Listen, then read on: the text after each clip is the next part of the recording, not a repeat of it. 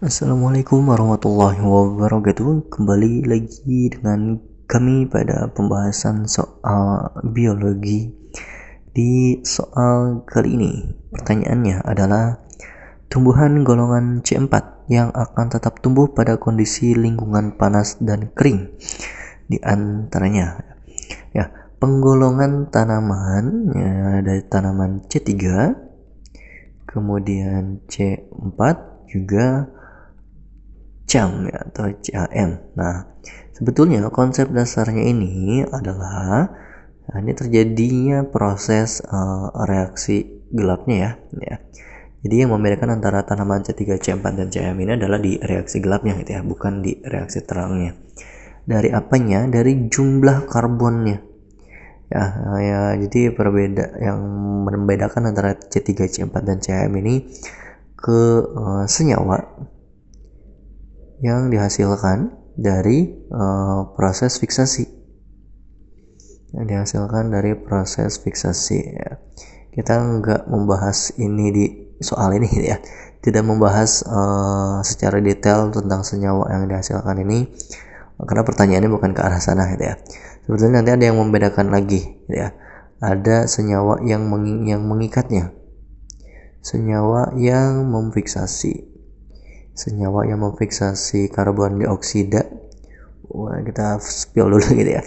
Dan senyawa yang memfiksasi karbon dioksida di tanaman C3 adalah RUBP, sementara untuk di C4 dan CAM ini yang memfiksasi karbon dioksidanya adalah fosfenol pirufat gitu ya. Kalau C3 itu RUBP gitu ya.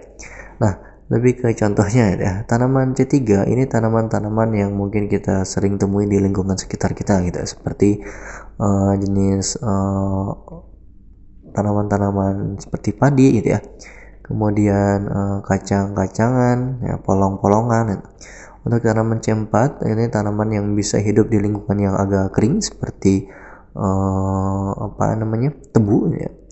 tebu, kemudian tanaman bambu, kemudian jagung misalnya ya. Kemudian tanaman CAM ini tanaman yang bisa hidup di lingkungan yang lebih kering lagi dengan kondisi yang ekstrem ya, seperti lingkungan di gurun.